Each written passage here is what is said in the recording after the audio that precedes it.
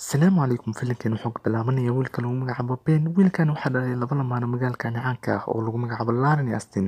Laakiin wiilkani waxaa si joogto u xanaanay haweeneyda lagu magacaabo Jalbertinia, waxayna si joogto ah u akhrisaa buuggiisa lagu magacaabo Baby Days Out. Intaas kadib, Lauren iyo Austin maalinkaas waxay ku ballansanaayeen inay sawir wada galaan maadaama sawirkooda lagu soo dhejin doono qayb ka mid ah magaalada. Nimanka kaameramanada sawir lahayn Lauren iyo Austinna waxay ku soo jiraan wadada, laakiin dhexda waxaa u galay 3 tuug waxayna bilaabeen inay ka qaataan dhammaan dharka ay wataan iyo qalabka kaamirada, kadibna ay ku xirxiraan xirig ayna kasoo tagaan. Saddexdani tuugna waxay si toos u soo aadeen qasriga, waxayna iska dhigeen inay yihiin kaamirmaanada saxda ah.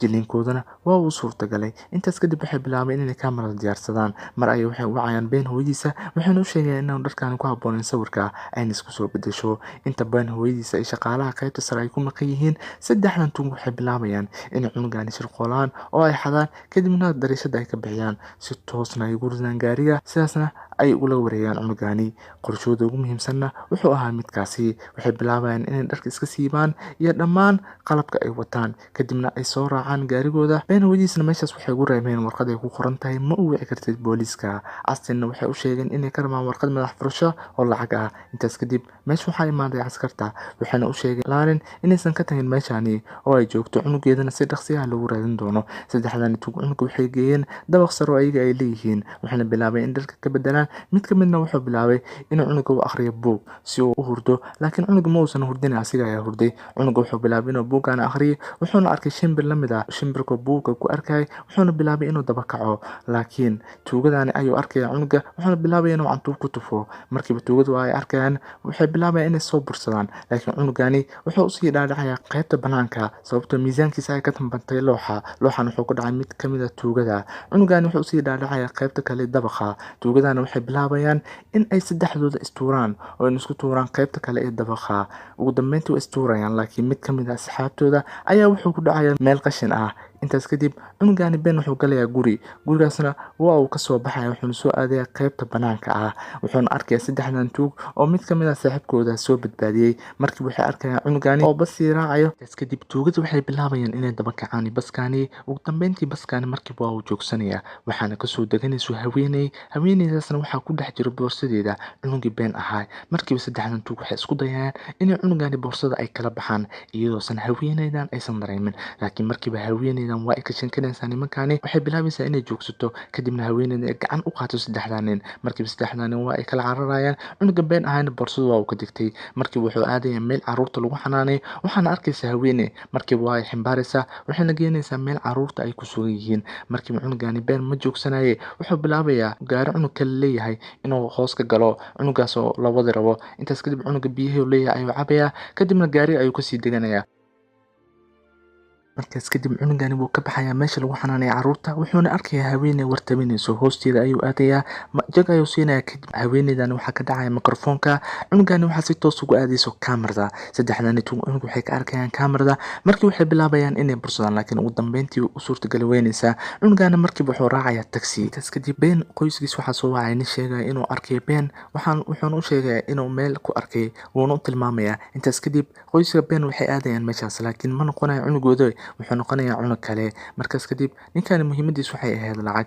Cunugaani Ben la dhahayo waa ku soo baxay taxiga, wuxuuna arkayaa meel lagu xanaaneeyo xayawaanada. Markiiba wuxuu isku dayayaa cunugaani inuu gooyo laamigaani si lama filaan ah ama si cajiib ah. Intaas kadib, tuugadani waxay iska dayayaan inay ku dabdaystaan cunugaani si uu u goonayo laamiga, laakiin mid ka mid ah asxaabtooda ayaa markiiba gaari lugta ugu istaagaya, wuxuuna bilaabayaa inuu xanuunsado. Markiiba saddexdoodu waxay ku soo dhacayaan meel geeda ah, waxayna arkayaan raadka cunugaani Ben, waxayna bilaabayaan inay daba kacaan. Ugu dambeyntii, waxay imaanayaan meesha xayawaanada lagu xanaaneeyo. Waxay arkayaan cunugaani Ben oo daanyeer agtiisa uu joogo, waxayna bilaabayaan cunugaani inay kasoo jiitaan daanyeerka, laakiin daanyeerka ma ogola midaasi. Markiiba daanyeerku wuxuu soo aadayaa saddexdan nin agtooda. Markiiba wuxuu bilaabay mid ka mid ah asxaabtooda inuu lugta ku dhufto. Intaas kadib, ma quusanayaan nimankaani, waxay bilaabayaan cunugaani inay kusoo jiidaan xaaqin, laakiin daanyeerku waa uu ka diidayaa, cunugana waa uu ka ceshanayaa. Markiiba wuxuu bilaabayaa inuu daanyeerkani seexdo asigii cunuga. Markaas kadib, nimankaani waxay ku raadinayaan fursad ay ula wareegi lahaayeen cunugani laakiin markastoo ay isku dayaan way ku guuldareysanayaan. Intaas kadib Ben waxaa u suurta gashay inuu ka baxo qaybta kale ee qafaska, wuxuuna soo aadayaa banaanka,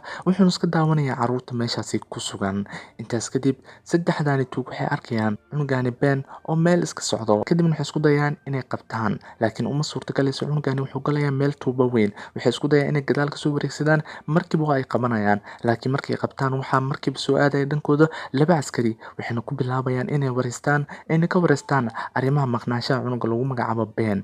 Laakiin ayaga markasta waxay isku dayaan inay su'aalahooda uga jawaabaan oo aysan isfashalin, laakiin ninkani waxaa qaniinayo cunugani oo wuxuu ku jiraa hoostiisa. Mar ayuu jantada daaraya cunugani dharkiisa ayuu ku qabanayaa, markaas kadibna cunugani wuxuu ugu soo baxayaa banaanka. ninkani xanuun dartiisa markiiba waa uu boodaya. Dabkan waxay bilaabayaan asxaabtiisa in ay ka dimiyaan. Hooyadiisana waxay ka murugsan tahay maqnaanshaha cunugeeda, waxayna ka wada hadlayaan haweeneyda lagu magacaabo Jalbartinia. Cunugani Ben wuxuu arkayaa markiiba nin cunaya duulshana ayuu ka helayaa. Cunugani markiiba wuxuu aadayaa qaybta kale ee wiishka ee nimanka dhisaya gurigani, kadibna wuxuu si toos u raacayaa wiishka ilaa uu ka gaaro kor.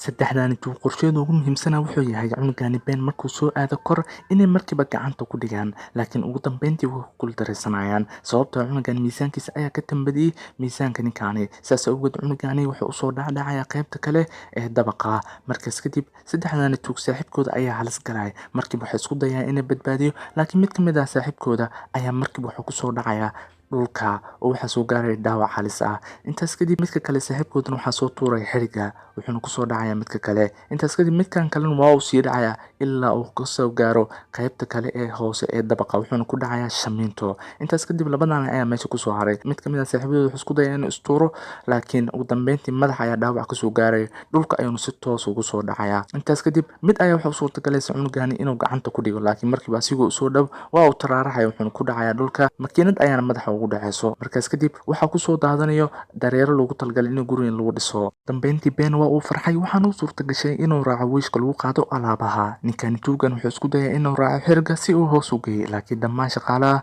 way joojiyeen shaqada. xirigan meeshaas ayuu ku hakaday. ninkan wuxuu qasbanaa cawdoo dhan inuu sidaasi u taagnaado. saddexdaas tuugna halkaas ay ku ekaadeen. Intaas kadib FBI waxay imaanayaan guriga Ben hooyadiis waxay sheegayaan cunugooda meelahay kusoo arkeen maanta. markii Ben hooyadiis waxay soo xasuusanaysaa buugay u akhri jirtay cunugeeda oo lagu magacaabo Baby Days Out. markii waxay ogaanaysaa cunugeeda inuu hadda ku sugnaan karo meesha lagu xanaaneeyo dadka duqowga ah. markii waxay soo aadayaan meeshaasi, waxayna arkayaan cunugeeda oo dhex fadhiya dadka duqowsha. way soo qabsanaysaa. markiiba ayada iyo cunuga Aston waxay soo aadayaan gurigooda, waxayna soo raacaan gaariga, waxayna si toos u soo aadayaan guriga.